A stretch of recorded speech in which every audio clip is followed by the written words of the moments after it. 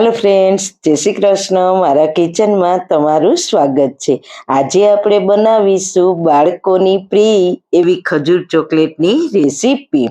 ઘણા બાળકોને ખજૂર ભાવે છે અને ઘણા બાળકોને નથી ભાવતો, પણ જો તમે ખજૂરને આવી રીતના બનાવીને બાળકોને લંચમાં આપશો ને તો બાળકો ખૂબ જ ખુશ થઈ જશે, સાથે સાથે બહારની ચોકલેટ ખાવાનું પણ ભૂલી જશે।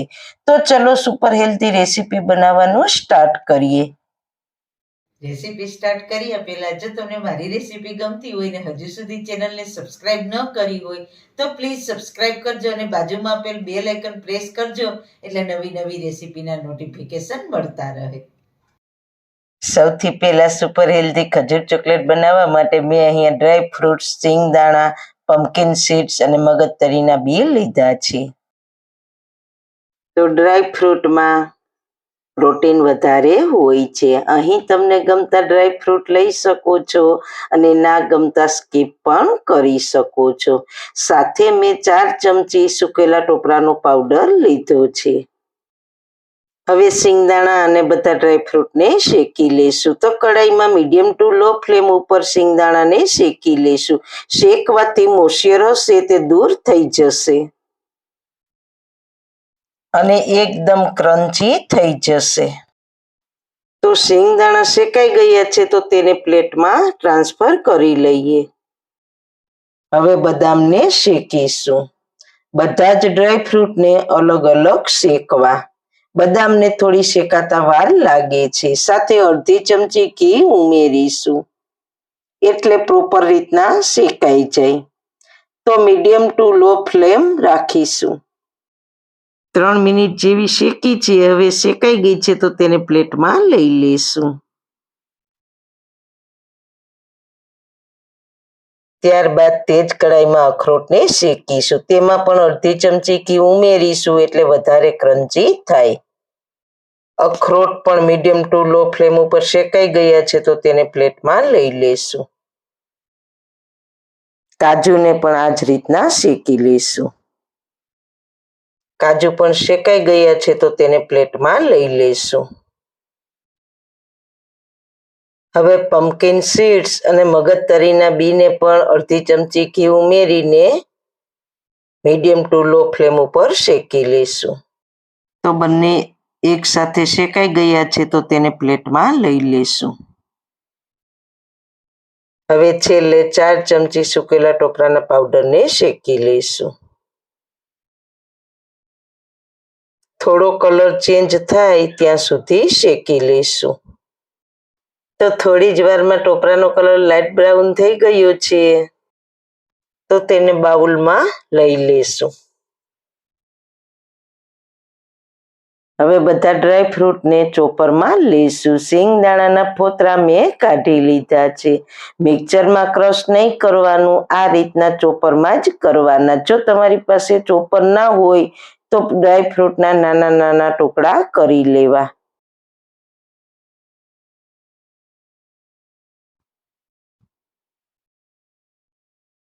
તો તમે જોઈ શકો છો એકદમ સરસ નાના નાના ટુકડામાં ક્રશ થઈ ગયા છે।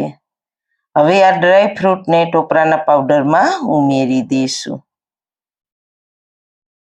બધું સારી રીતના મિક્સ કરી દઈએ।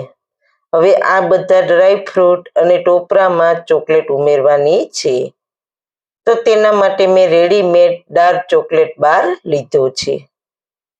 હવે એક તપેલીમાં પાણી લેશું, તેમાં 1 બાઉલ રાખીશું અને તેમાં 200 ગ્રામ જેટલી ડાર્ક ચોકલેટને નાના ટુકડામાં કટ કરીને આપણે રાખી દઈશું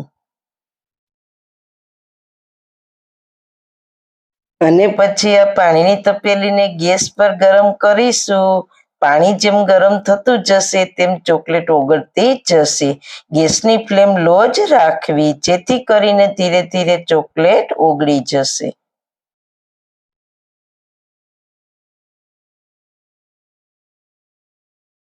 તો તમે જોઈ શકો છો ચોકલેટ બધી સરસ રીતના પીગળી ગઈ છે। તો તપેલીને ગેસ ઉપરથી નીચે ઉતારી લેશું તો ચોકલેટ એકદમ લિક્વિડ થઈ ગઈ છે। હવે આ લિક્વિડ ચોકલેટને આ મિશ્રણમાં ઉમેરી દઈશું. પહેલા આપણે 4 ચમચી ઉમેરીશું.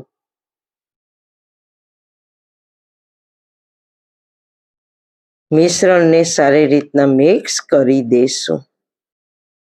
મિશ્રણ હજી થોડુંક ડ્રાય છે તો બધી જ ચોકલેટનું લિક્વિડ છે તે ઉમેરી દઈશું. જેથી કરીને ચોકલેટ થોડીક વધારે પ્રમાણમાં હોય તો ડ્રાયફ્રૂટ તેની સાથે જામી જાય અને ખજૂરમાંથી બહાર પણ નહીં નીકળે. તો આ મિશ્રણ થોડું ગરમ રહે તેના માટે આપણે મિશ્રણને ગરમ પાણી ઉપર રાખીશું. તો આ મિશ્રણને આપણે આ બાઉલમાં ટ્રાન્સફર કરી લઈશું. તો હવે આ મિશ્રણને ખજૂરમાં ભરી દઈશું. અહીંયા મેં સોફ્ટ ખજૂરની પસંદગી કરી છે. બધા ખજૂરમાંથી ઠળિયા કાઢી લીધા છે. હવે ખજૂરમાં આ મિશ્રણને ભરી દઈશું. ખજૂર વધારે કડક હોય તેવો ના લેવો, થોડો સોફ્ટ અને આ રીતના મોટો હોય તેવો લેવાનો, એટલે તેમાં મિશ્રણ સરસ રીતના ભરાય. આ રીતના. તો આ રીતના બધા ખજૂરને ખોલીને મિશ્રણ ભરી દઈશું. આ ચોકલેટ વાળું ડ્રાયફ્રૂટ ખજૂરમાં ભરશો ને તો ખજૂર એકદમ ટેસ્ટી લાગશે ને બાળકોને તો ખૂબ જ ભાવશે અને જોઈને જ ખુશ થઈ જશે. તો તમે જોઈ શકો છો ખજૂર સરસ રીતના ભરાઈને તૈયાર થઈ ગયું છે. આમાં તમને ભાવતા ડ્રાયફ્રૂટને વધારી શકો છો અને ટોપરાના પાવડરને પણ પ્લસ માઇનસ કરી શકો છો. હવે ઉપરથી થોડા ટોપરાના પાવડરથી ગાર્નિશ કરીશું.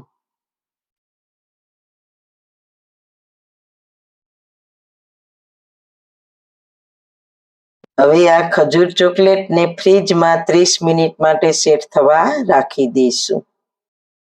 હવે ખજૂર ચોકલેટને ફ્રીજમાંથી બહાર લઈ લઈશું. તો તૈયાર છે એકદમ હેલ્ધી ટેસ્ટી ચોકલેટ ખજૂર. ખજૂરમાં મસાલો સરસ રીતના જામી ગયો છે.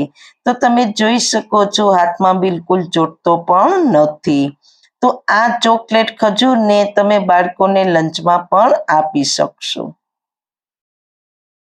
આ ખજૂર ચોકલેટને કટ કરીને બતાવું તો જુઓ કેટલી સુંદર જામી ગઈ છે અને આસાનીથી કટ પણ થઈ જાય છે. તો તમે પણ હોળી પર તમારા બાળકોને બનાવી આપો અને હોળી પછી પણ તેને બનાવીને આપશો તો બહારની ચોકલેટ લઈ આવવાનું ભૂલી જશે. અને સાથે સાથે આવી હેલ્ધી ટેસ્ટી અને ઘરે બનાવેલી ચોખ્ખી સસ્તી ખજૂર ચોકલેટ બાળકોને ખાવાની પણ ખૂબ જ મજા આવશે. તો સારું ખાઓ, ખુશ રહો. આવી સરસ રેસીપી જોવા માટે તમારો ખૂબ ખૂબ આભાર. મારી રેસીપીને લાઈક કરજો, શેર કરજો, મારી ચેનલને સબસ્ક્રાઈબ કરજો. ફરી મળીશું નવી રેસીપી સાથે. જય શ્રી કૃષ્ણ.